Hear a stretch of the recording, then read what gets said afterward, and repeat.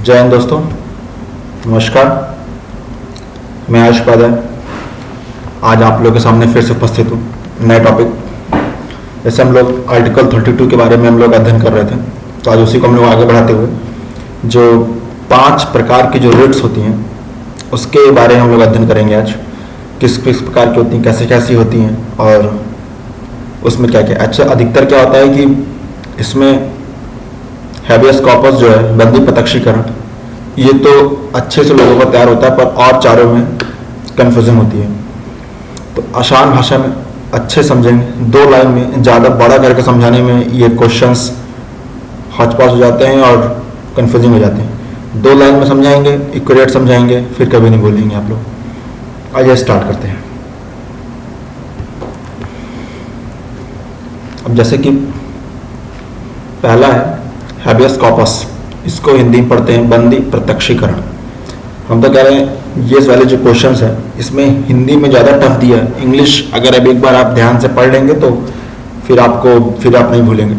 Habeas corpus मतलब बंदी प्रत्यक्षीकरण, जैसे कि नाम से ही पता चला। और ये लैटिन भाषा का वर्ड है, जो मेडिवल लैटिन मीनिंग है ये सब, जो यूरोप में चलती थी।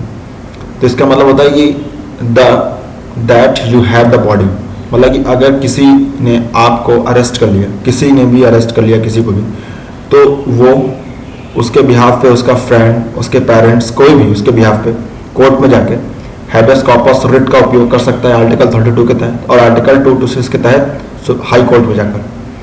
और उस सुप्रीम कोर्ट, हाई कोर्ट से ये कहेंगे कि इनको बिना किसी लीगल राइट के पकड़ा गया है, कृपया उनको कोर्ट के सामने उपस्थित हों और कोर्ट उनसे पूछे कि क्या इन्होंने कुछ काम किया है ऐसा गलत जो इनको किया है अरेस्ट। अगर नहीं गलत काम होगा तो अरेस्ट किया रहेंगे, अगर जानबूझ के किया गया, उनको ये राइट्स नहीं है, तो उनको छुड़वाया जा सकता है। तो बंदी प्रत्यक्षीकरण मतलब ये होता है, ठीक है ना, एक बंदी को छुड़वा देना, हैबियस कॉर्पस, इसका मतलब ये होता है बस। अब जैसे हम लोग का दूसरा रिट है मैंडमस। मैंडमस को हिंदी में कहेंगे परमादेश, परमादेश मैंडमस। ओके, अब इसके बारे में सिर्फ एक लाइन, किसी को पब्लिक ड्यूटी के लिए कहा जा सकता है, ये मेन लाइन है। पब्लिक ड्यूटी के लिए किसी को भी कहा जा सकता है। देखिए, mandamus is a judicial remedy in the form of an order from a court to any government, है ना, कॉल्ड कॉरपोरेशन, पब्लिक अथॉरिटी, किसी को भी, पब्लिक अथॉरिटी हो, कॉरपोरेशन हो, सबऑर्डिनेट कोर्ट हो, किसी को भी court, high court, supreme court order दे सकती है, अगर वो लेकिन बस उसकी शर्त ये हो कि वो जो ऑर्डर जो देने जा रही है जिसके लिए, वो पब्लिक ड्यूटी के लिए ही कोई चीज हो। जैसे कि एग्जांपल समझा जाए कि एक कोई कॉलेज बनना है, ठीक है ना, कॉलेज बनना है, तो और राजस्व विभाग ने उसे फंडिंग करने का वादा किया था, लेकिन राजस्व विभाग फंडिंग नहीं कर पा रहा है, तो वो कॉलेज कोर्ट आएगा, मैंडमस रिट का प्रयोग करेगा, और वो कोर्ट उस राजस्व विभाग और जो संस्था जो उसे फंडिंग देने की बात की थी उसको ये रिट दायर करके पूछेगा कि भाई बताइए, आपने ये वादा किया था, आपने फंडिंग क्यों नहीं दी, जल्दी से फंड करिए इनको, क्योंकि पब्लिक इश्यू है, क्योंकि कॉलेज पब्लिक के लिए बनेगा, ठीक है ना।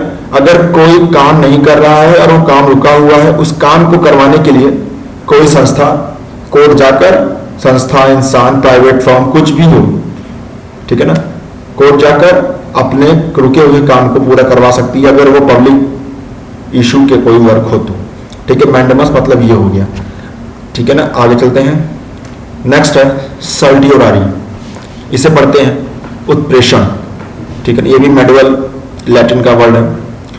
इसका मतलब होता है कि certiorari is the court process to seek judicial review of a decision of a lower court और एडमिनिस्ट्रेटिव एजेंसी।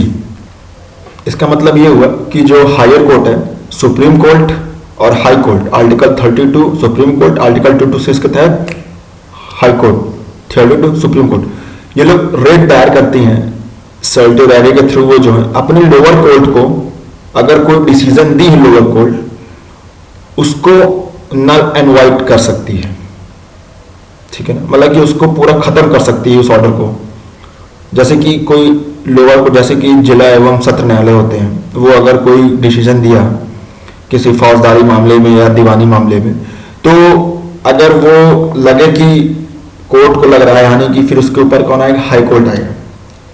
हाई कोर्ट चाहे तो ये रिट दायर करके उसकी रिव्यू करेगा, लगेगा कि नहीं ये निर्णय तो गलत है, तो वह इस रिट का उपयोग करके उस निर्णय को पूरा खत्म कर सकती है। ठीक है ना।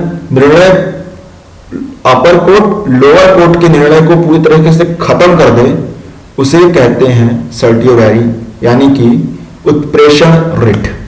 ठीक है।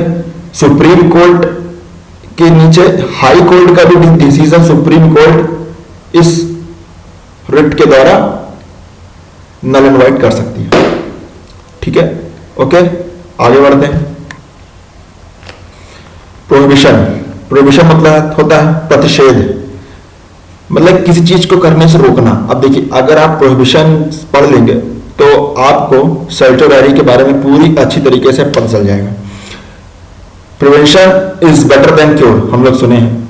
जैसे गलती अगर हो गई, बीमार हो गया इंसान, तो उसका इलाज चलता है, तो क्यों ऐसा काम किया जाए कि बीमार होने से पहले ही रोक लिया जाए। जैसे कि कोरोना वायरस इस समय स्प्रेड हो रहा है ऑल ओवर वर्ल्ड, तो वैक्सीन इसीलिए बन रही है कि भाई बीमारी ना हो, हम लोग वायरस छुए, हम लोग पहले से ही प्रिवेंशन में, हम लोग पहले से प्रोटेक्टिव किट्स लेकर उपयोग सामने खड़े हैं कि वायरस अटैक किया, कोई असर नहीं हुआ। वही होगा प्रोहिबिशन। ठीक है ना। और उत्प्रेषण क्या था? उत्प्रेषण मतलब क्या था कि हम बीमार पड़ गए हैं, निर्णय गलत आ चुका है, उसको खत्म किया गया। प्रोहिबिशन मतलब कि निर्णय गलत आ सकता है, उसको निर्णय गलत आने से पहले ही उसे खत्म कर दिया जाए। मतलब कि ये कहा जाए कि ऊपर कोर्ट नीचे वाली कोर्ट से ये कहा जाए कि ये आपके जुडिशियल क्षेत्र में नहीं आता है, आपके ये जुडिस्डिक्शन से बाहर है, कृपया ये केस हमको सौंप दीजिए, आप इसको देखने लायक अभी योग्य नहीं हैं, क्योंकि आप अभी सक्षम नहीं हैं, ये केस सीरियस है, ये हमको दीजिए, नहीं तो आप गलती कर देंगे। ये हो गया प्रोहिबिशन। और आप गलती कर चुके हैं तो आपके निर्णय को हम गलत कर रहे हैं, ये हो गया आपका उत्प्रेषण यानी कि सर्टियोररी। ओके, दोनों में डिफरेंस, एक बीमार हो चुका है, गलत डिसीजन दे चुका है, उसे खत्म करना सर्टियोररी, और आप गलत डिसीजन दे सकते हैं, आप योग्य नहीं है, ये केस हमको दीजिए, प्रोहिबिशन। ठीक है ना। Prevention is better than cure, इसको ध्यान में रखिएगा। प्रिवेंशन का पी प्रोहिबिशन और सर्टियोररी का सी हमें क्योर। ठीक है ना। अब आ गया क्यो वेरेंटो। इसका मतलब होता है अधिकार परीक्षा, नाम से लग रहा है, मतलब कि मेरा ये अधिकार है कि मैं आपसे पूछ सकता हूं। कोई भी अगर पब्लिक ऑफिस है, ठीक है ना, उसमें कोई ऑफिसर बैठा है, आपको लग रहा है कि ये उसके योग्य नहीं है, तो इस रिट को आप कोर्ट में ले जाकर दायर करते हैं। कोर्ट इस रिट के थ्रू उस पब्लिक ऑफिसर से ये पूछेगा कि आपको अथॉरिटी कहां से मिली यहां पे बैठने की, आप ये काम कर रहे हैं तो आपके पास क्या उसके लिए कोई मानक है। जैसे कि हम लोग एंट्रेंस एग्जाम देके एंट्रेंस एग्जाम देके हम लोग एडमिशन लेते हैं, प्री निकालते हैं, मेंस निकालते हैं, फिर इंटरव्यू जाते हैं, पता लगा कोई बिना प्री नहीं दिया, डायरेक्ट मेंस पहुंच गया, इंटरव्यू दिया, चला गया, तो शक हुआ तो हम उसे पूछेंगे कि आपने प्री दिया तो अपना मार्क्स कुछ दिखाइए, प्रूफ दिखाइए, नहीं दिखा पाएगा दूसरे वहीं पे खत्म, उसकी पोस्ट खत्म। तो मतलब क्यों होता है किसी पब्लिक ऑफिसर को ये पता करने के लिए कि आप इसके योग्य हैं कि नहीं, कोर्ट ये रिट दायर कर सकती है, इसके थ्रू पूछ सकती है कोर्ट। ठीक है ना। सो फ्रेंड्स, ये 5 थे हम लोगों के writ. Article 32 supreme court, article 226 high court. तब इसको 2-3 बार देख लीजिएगा और जगह लिख लीजिएगा, यही 2-3 लाइन में है, क्योंकि अब कंफ्यूजिंग होने का कोई भी चांस नहीं है। मेन सबसे ज्यादा कंफ्यूजन कहां होता है? उत्प्रेषण और प्रतिषेध में। उनकी इंग्लिश वर्ड क्या होती है? प्रतिषेध मतलब प्रोहिबिशन और सर्टियोररी मतलब उत्प्रेषण। Prevention is better than cure, P prevention is prohibition और क्योर का C is equal to certiorari. तो उस एग्जांपल से आप कंपेयर कर सकते हैं। ठीक है ना। वो 2 कंप्लीट हो गया और हैबियो कॉर्पस सबका कंप्लीट रहता है। मैंडमस पता है पब्लिक ड्यूटी के लिए किसी को भी हम लोग पूछ सकते हैं। ठीक है ना। पब्लिक ड्यूटी के लिए अगर कोई काम करना चाहता है, कोई अगर उसका काम रुका है तो उसको पूरा करवाने के लिए मैंडमस का उपयोग होता है।